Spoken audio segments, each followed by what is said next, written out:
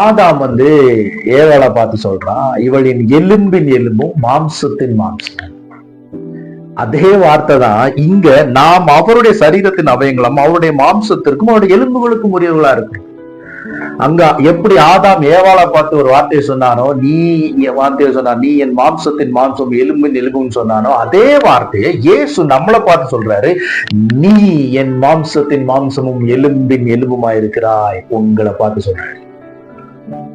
அதாவது இயேசு கிறிஸ்து சிலுவையில மரிச்சு உயிரோடு எழுந்து போனதுக்கு அப்புறம் நடந்த ஒரு காரியம். இயேசு எந்த இடத்துல கொண்டு வச்சிருக்காரு?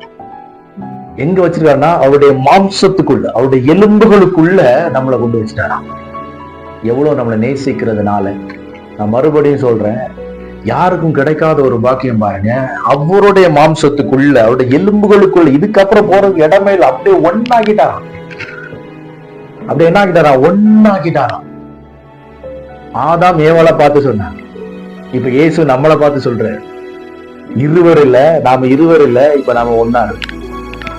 இயேசு இப்ப இயேசுவை நம்ம கட்டுப்பிடிச்சோம்னு வச்சுக்கோங்களேன். இயேசுவை நீங்க கட்டுப்பிடிக்கிறீங்க, இப்படி கட்டுப்பிடிக்கல, இது இயேசு நீங்க எப்படி என்ன பண்ணீங்க? கட்டுப்பிடிச்சிட்டீங்க. இப்படி இயேசுவை கட்டுப்பிடிச்சு நீங்க நின்னீங்கன்னா, அதை யாராவது பார்த்தாங்கன்னா, பார்க்கும்பொழுது 2 பேர் கட்டுப்பிடிக்கிற மாதிரி நிக்காது.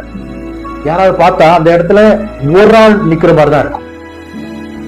ஏன்னா நம்ம எங்க போயிட்டோம்? எலும்புக்குள்ள, மாம்சத்துக்குள்ள போயிட்டோமா. நம்மள அப்படியே ஒன்னா மாத்திட்டாலாம் பாருங்க. ஒன்னா மாத்திட்டு இப்ப இருவர் இல்லையா ஒருவரா. ஆனா இண்டிவிஜுவாலிட்டி இதுல மாறாது. நம்ம இருவர் தான், ஆனா இருவர் இல்லையா ஒருவர். கட்டுப்பிடிச்சு நின்னா நம்ம ஒருத்தர் மாதிரிதான் தெரியும், ஆனா அதுல இருவர் இருக்கும். புரியுதுங்களா?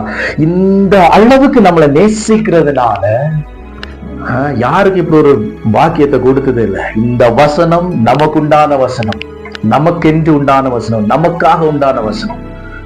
இதை நம்பும் பொழுதுதான் நமக்கு தெரிய வரும் ஆண்டவர் எந்த அளவு நம்மளை நேசிக்கிறார் அப்படின்னு. அப்ப நம்ம இருவர் ஒருவரா மாறும் பொழுது, அவருடைய மாம்சத்துக்குள்ள, அவருடைய எலும்புகளுக்குள்ள நம்ம சென்றிருக்கும் பொழுது, இது அவர் உண்டு பண்ண காரியம், நாம பண்ணதில்லை, அவர் உண்டு பண்ண காரியம். நாம அவருடைய மாம்சத்துக்குள்ள, எலும்புகளுக்குள்ள சென்றிருக்கும் பொழுது நடக்கிற காரியம் என்னது? அவருடைய சிந்தனைகள் நம் சிந்தனைகளாக மாறுகிறது. அவருடைய இருதயத்தின் சத்தம் நம் இருதயத்தின் சத்தமாக மாறுகிறது. ஏன்னா ஒன்னா இருக்கிறோம் பாருங்க. அவருடைய செயல்கள் நம் செயல்களாக மாறுகிறது.